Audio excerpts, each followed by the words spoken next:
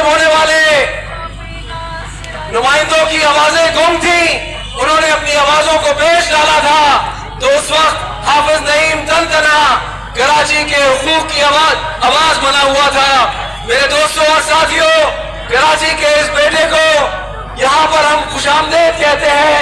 गोल market star bakery के इस मौके पर यहाँ पर हम खुशामदीद पे कहते हैं और एहलियाने कराची हाफिज नईम को इस बात का यकीन दिलाते हैं कि इंशाअल्लाह 8 फरवरी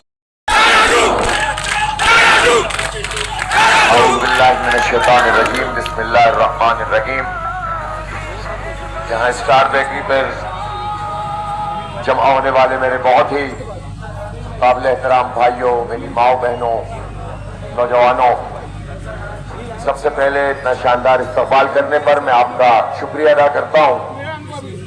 और जैसा कि अभी सैयद वजी हसन साहब जो PS 128 से आपके सूबाई असम्बली के उम्मीदवार हैं, चार्टर्ड अकाउंटेंट हैं, पढ़े लिखे हैं, आपके मसाइल को समझते हैं, वो आपसे गुफ्तगू कर रहे थे और ये बात बता रहे थे कि बहुत तवील अरसे के बाद हम कराची वालों के पास एक मौका आया है, और वो मौका ये है कि आप अपने वोट की ताकत से अपने आप को मनवा सकते हैं, अपने वोट की ताकत से अपने बच्चों के मुस्तकबिल को संवार सकते हैं।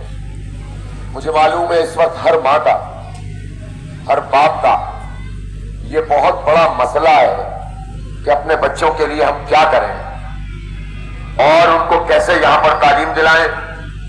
तालीम अगर वो किसी तरह हासिल कर लें तो रोजगार कैसे हो।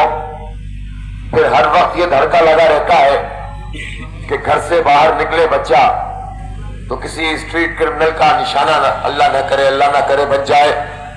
मोबाइलें छिन रही हैं, मोबाइल छिनते हैं, गाड़ियां छिनती हैं, मोटरसाइकिलें छिनती हैं, औरतों के जेवरात छिनते हैं, पर्स छिनते हैं। गैर महफूज इस शहर को बना दिया जालिमों ने, इस शहर को खंडर बना दिया, इस शहर को बुनियादी जरूरत पानी से महरूम कर दिया। गैस चूल्हों में नहीं आती, ऐसा तो कभी हमने सोचा भी नहीं था। ये सब इसलिए कि हमारी नुमाइंदगी कमजोर है, ये सब इसलिए कि वोट की ताकत है हमारे पास, सीटें हैं हमारे पास, 47 सूबाई, 22 कौमी, 21 रिजर्व, 90 सीटें होने के बाद ये शहर बुनियादी सहूलतों से महरूम हो तो फिर हम किसकी तरफ देखें। जाहिर है कि नुमाइंदे तो आपकी नुमाइंदगी का हक अदा नहीं करते, तो खरीदो फरोख्त करते हैं, तो बिक जाते हैं। आपको याद है जब पिछले साल 1.5-2 साल पहले जब रिजीम चेंज होने लगी तो कराची के 7-8 वोटों के ऊपर पूरा हिसाब आ गया था। याद है कि नहीं याद है? तो जो 3.5 साल तक साथ हुकूमत में थे उन्होंने फौरन चौराहे पे खड़े होकर अपनी कीमत लगवा दी। याद है कि नहीं याद है? और हमें बेच दिया और झूठ बोला, धोखा दिया कि हमने मुआहिदा किया है, ये हो जाएगा और ये हो जाएगा। ये मुआहिदे हम 35 साल से देखते हुए आ रहे हैं। बात यह है कि मिडिल क्लास और गरीब लोगों की नुमाइंदगी का दावा करने वाले वो गरीब और मिडिल क्लास लोग तो अमीर लोग हो गए, वो तो अमीरों के भी अमीर हो गए। उनकी गाड़ियां देखो, उनका तर्ज जिंदगी देखो। ये कैसे मुमकिन है? किसका एजेंडा हमारा नौजवान है? किसका एजेंडा के इलेक्ट्रिक माफिया के खिलाफ लड़ना है? और हमें खबरें मिल रही हैं जमात इस्लामी का रास्ता रोकने के लिए कि इलेक्ट्रिक माफिया इन पार्टियों को फंडिंग, ये जो अचानक से आपको हर जगह पर झंडे बैनर, अभी तो कह रहे थे पैसे नहीं है हमारे पास, ये कहां से आ गए?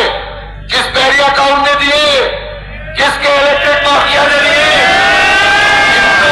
कम करो और फिर शहर वालों को लूटो।